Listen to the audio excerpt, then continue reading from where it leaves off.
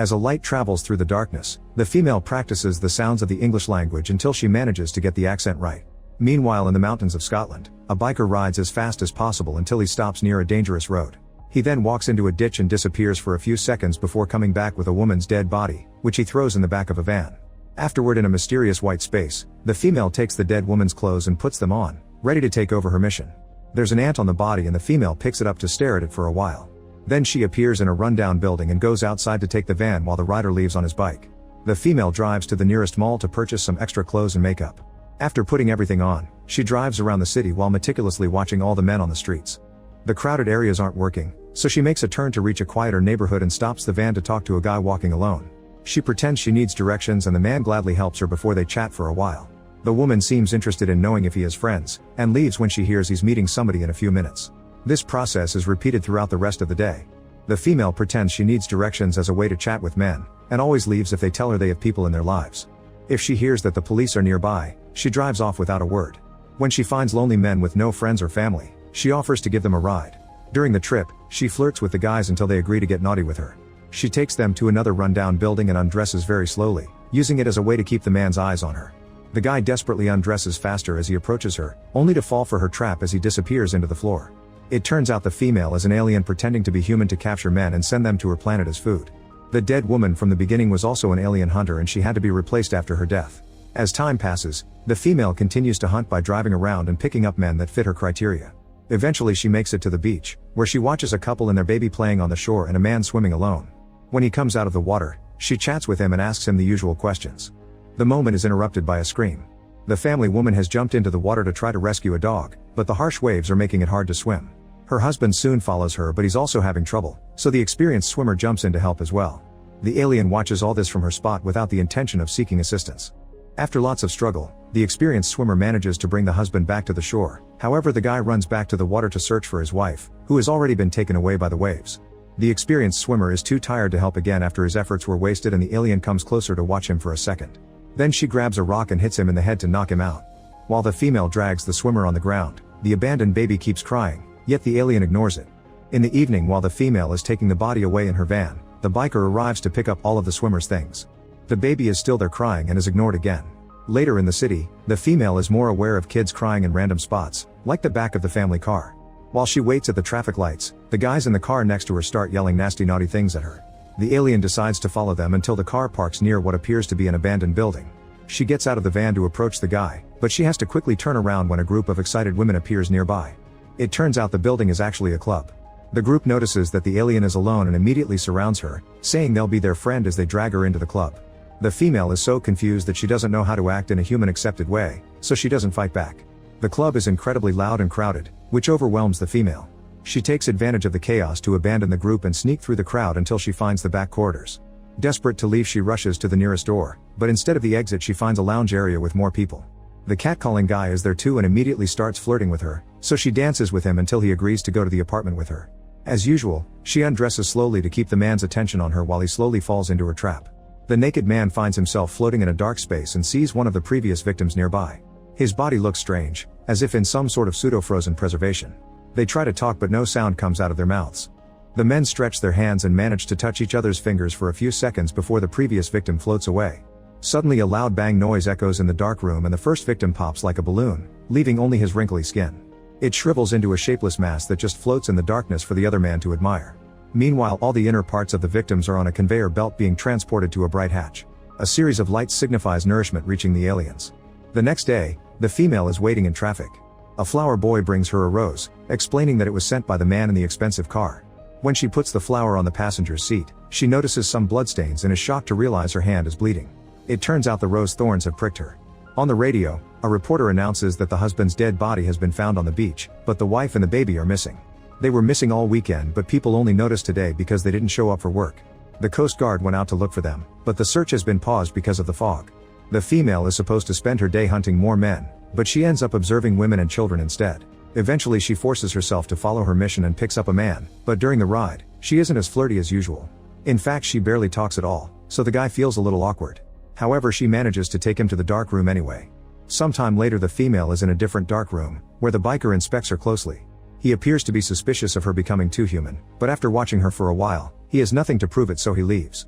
Afterward, the alien walks down the street and accidentally trips. Her fall leaves her lying with her face on the pavement, yet she refuses to move. Eventually, people surround her and help her stand up while asking her questions to check on her state of mind, but she just keeps walking without a word. As she wanders, she starts watching humans as individuals for the first time, noticing all ages, races, and genders, all the different emotions and lifestyles. That night, the female is driving the van again and stops when she sees a man walking alone. However, she doesn't go after him. Suddenly, a different guy appears at her window and talks to her, but she can't hear him through the glass. She rolls down the window a little bit only to hear the loud rumble of the passing train. At that moment, the guy's gang surrounds the van and starts pounding on the vehicle. One of them even jumps on the hood. They keep telling her to come out, but she just stares for a second before driving away. Moments later, the female stops the van when she sees a man with a deformed face. She asks for directions as usual and convinces him to let her give him a ride.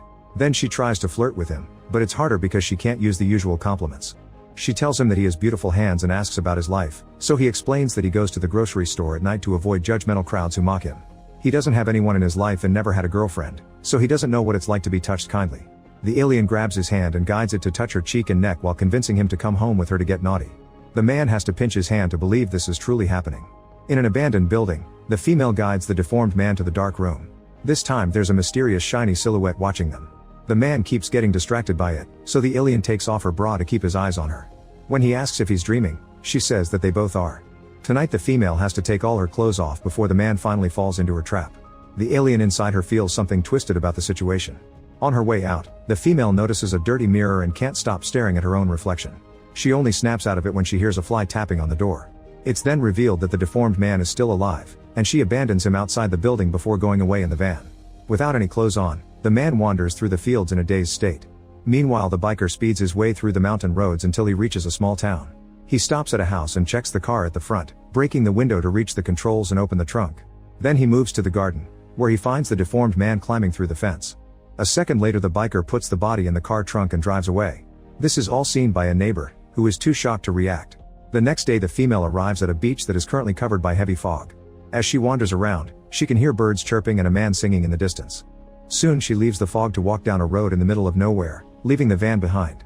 Moments later, the alien is sitting in a restaurant and orders a slice of chocolate cake. She tries it for the first time and immediately spits out in disgust, causing other clients to stare at her. Then she returns to the road to try to leave this small mountain town, but a man tells her that the bus will arrive soon, so she decides to sit and wait. Later on the bus, the driver keeps trying to chat with her, but she ignores him. A passenger checks on her and the driver tells her to leave her alone, but the female tells him that she does need help. They get off the bus together and the man gives her his jacket before they enter the grocery store. After buying a few things, they go to his house, and the alien is extra aware of the neighbors watching her. The man makes lunch for both of them and puts on a comedy show on TV. The female doesn't touch her food and is confused by humor, so she never laughs. While washing the dishes, the man listens to music on the radio and his body shakes to the rhythm. The female taps her hand to the music, finally getting the hang of something human. When it's time for bed, the man gives her some tea and a heater, leaving her alone in the guest room. The alien takes off her clothes and stares at her body in the mirror, as if truly noticing the details for the first time. In the meantime, the biker finds the dirty mirror in the abandoned house. Then he gathers his team and shares the information, so they split off in several directions to start the search. In the morning, the female and the man go for a walk. When they encounter a deep puddle, he picks her up before crossing it. Next, they visit the ruins of an old castle and the alien is overwhelmed by the height. The man helps her come down the stairs with kind words, guiding her through every step until they reach the bottom. Back in the house, the female closes her eyes and lets the man kiss her. Things escalate quickly and soon they reach the bed. However, when the man tries to go in, he can't find the way. The alien touches her groin and is confused by what she finds, so she grabs a lamp to take a better look.